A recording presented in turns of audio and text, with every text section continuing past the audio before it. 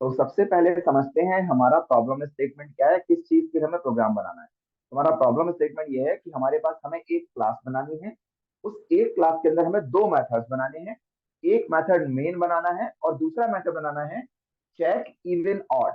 ये जो check even odd method है, ये मेथड एक एन नाम का वेरिएबल जिसका डेटा टाइप इंटीजर है उसे एज अ पैरामीटर एक्सेप्ट करेगा। और ये जो भी आपने एन की वैल्यू दी है, इस एन की वैल्यू को आपको इस मेथड के अंदर फंक्शनैलिटी लिखनी है और चेक करना है। अगर वो नंबर इवन है तो रिटर्न करना चाहिए ट्रू, और अगर ये नंबर ऑड है तो रिटर्न करना चाहिए फॉल्स। यानी इसका जो रिटर्न टाइप हो वो क्या हो जाएगा, बुलियन हो जाएगा। ठीक है। और नंबर कौन से इवन ऑड होते हैं, जो नंबर टू से डिविजिबल है वो इवन होते हैं, जो नंबर टू से डिविजिबल नहीं है वो ऑड होते हैं। तो आपको ये वाला मेथड जो बनाना है वो प्राइवेट टाइप का भी बनाना है, रिटर्न टाइप बुलियन रखना है। और इस मेथड को आपको मेन मेथड के अंदर कॉल करना है। मेन मेथड आप पब्लिक टाइप का बनाओगे और यहाँ पर इस मेथड के अंदर आप ये वाले एन पैरामीटर की वैल्यू इनपुट कराओगे, उसे एज अ पैरामीटर मेथड को पास करोगे, और उसके बाद उसकी जो भी रिजल्ट आ रहा है ट्रू या फॉल्स उसे आप मेन मेथड में रिसीव करोगे। वो जो भी वैल्यू रिटर्न करेगा उस वैल्यू का आप चेक करोगे वो ट्रू है कि फॉल्स। अगर वो वैल्यू ट्रू आई, यानी अगर ये मेथड आपको ट्रू रिटर्न करता है तो आपको प्रिंट कराना है नंबर इज इवन, और अगर ये आपको फॉल्स रिटर्न करता है तो आपको प्रिंट कराना है number is odd. One by one देखते हैं दोनों मेथड कैसे बनाएंगे। तो सबसे पहले बनाते हैं ये वाला मेथड, पहला मेथड। तो आप सबसे पहले जैसे हम हमेशा बनाते हैं, पहले लिखेंगे पब्लिक, पब्लिक के बाद लिखेंगे आप क्लास, क्लास का नाम ले लेते हैं सपोज एक्स वाई जी। फिर हमने ओपन किया और यहाँ पर हमने मेथड बनाया, पहले लिखा प्राइवेट, रिटर्न टाइप क्या लेना है बुलियन, उसके बाद नाम क्या लेना है चेक इवन ऑड, और इसके अंदर एक इंटीजर टाइप का पैरामीटर एन आपको पास।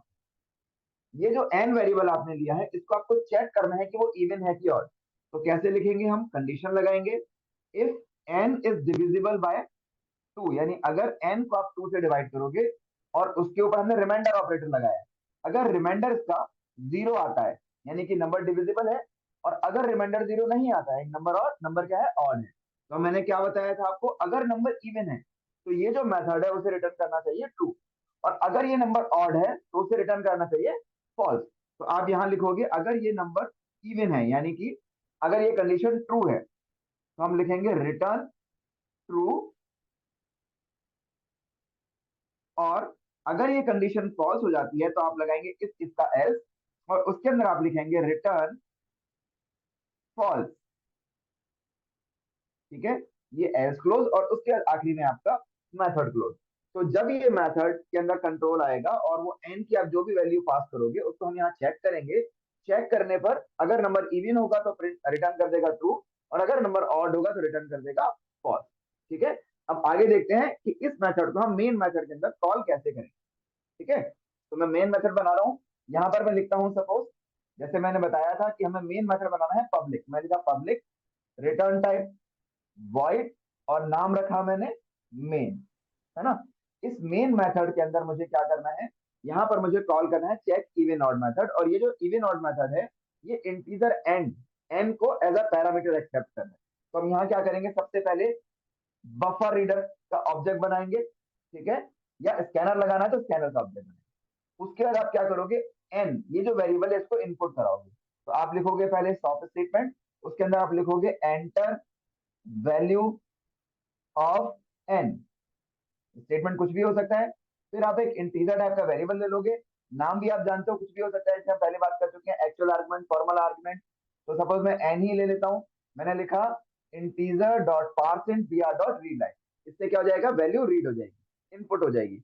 अब ये जो वैल्यू आपने इनपुट कराई है इसे आपको एज अ पैरामीटर पास करना है इस मेथड के अंदर, यानी अब हमें इस मेथड को कॉल करने का स्टेटमेंट लिखना है। तो हम क्या लिखेंगे, चेक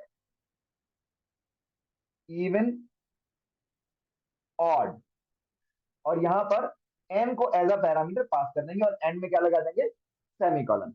इससे क्या होगा, अब ये जो मेथड ये एन की वैल्यू लेकर के जाएगा, यहाँ पर जाकर के वैलिडेट करेगा और जो रिजल्ट आएगा उसे रिटर्न करेगा।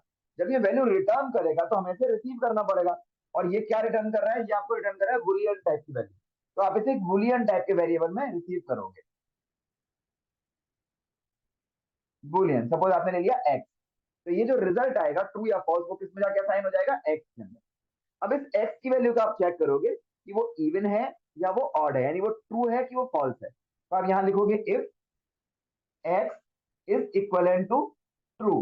आप या तो ऐसे लिख सकते हो, एक तो ऑप्शन ये है, या आप डायरेक्टली भी इस एक्स को आप यहाँ पर पास कर सकते हो, क्योंकि ये मेथड क्या होता है, ये जो इफ होता है वो कैसे चलता है, अगर इसके अंदर की वैल्यू ट्रू है या कंडीशन ट्रू है तो इफ चलता है, कंडीशन फॉल्स होती है तो एल्स चलता है। लेकिन अब मेरा जो एक्स वेरिएबल है उसका डेटा टाइप भी बूलियन है, तो अब या तो एक्स इक्वल टू ट्रू लिखो, या आप डायरेक्टली भी यहाँ पर लिख सकते हो एक्स। तो एक्स की वैल्यू क्या होगी, या तो ट्रू होगी या फॉल्स होगी। अगर इसकी वैल्यू ट्रू आएगी तो ये चल जाएगा इफ, और अगर ये कंडीशन फॉल्स होगी, यानी कि अगर ये वैल्यू यहाँ से रिटर्न करेगा आपको फॉल्स, तो अगर x की वैल्यू फॉल्स होगी तो चल जाएगा else। तो आप यहां लिखोगे स्टॉप स्टेटमेंट के अंदर, अगर x की वैल्यू ट्रू है तो बोलोगे नंबर इज इवन। लेकिन अगर ये कंडीशन फॉल्स हो जाती है, यानी कि अगर x की वैल्यू फॉल्स आती है, तो आप स्टॉप लिखोगे नंबर इज ऑड। ठीक है, दोनों ही चीजें ठीक है, या तो आप x पास करो या आप लिखो x is equal to true. दोनों ही चीजें ठीक है, दोनों ही काम करेंगे। ठीक है, ये भी हो सकता है और ये भी हो सकता है। और उसके बाद हम क्या करेंगे, एंड में मेथड को क्लोज कर देंगे, मेन मेथड क्लोज हो जाएगा, फिर हमारी क्लास क्लोज हो जाएगी। ठीक है, समझ में आया सबको यहाँ तक?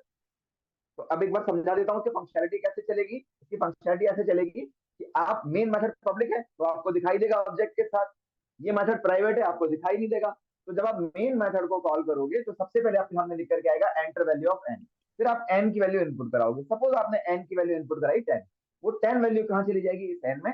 और जैसे ही इस मेथड का कॉल आएगा कंट्रोल जाएगा यहाँ पर, और ये जो एन की वैल्यू 10 थी वो यहाँ पर आकर के रिसीव हो जाएगी 10। ठीक है, ये 10 वैल्यू यहाँ पर पहुंचेगी और यहाँ पर कंप्यूटर कैलकुलेट करेगा, बोलेगा 10 divisible by 2। Yes, 10 is divisible bye 2। ये रिजल्ट आ जाएगा 0, यानी आपका रिमाइंडर आएगा 0। कंडीशन ट्रू हो जाएगी तो ये आपको रिटर्न कर देगा ट्रू। अब ये जो ट्रू रिटर्न होगा ये वापस कहाँ जाएगा, इस एक्स के अंदर। अब एक्स की वैल्यू क्या है, ट्रू, तो ये प्रिंट कर देगा नंबर इज इवन। लेकिन अगर एक्स की वैल्यू, एन की वैल्यू आपने 10 की जगह 11 दी होती तो रिटर्न करता फॉल्स, और यहाँ प्रिंट कर देता नंबर इज ऑड। ठीक है, आगे समझ में सब लोगों को?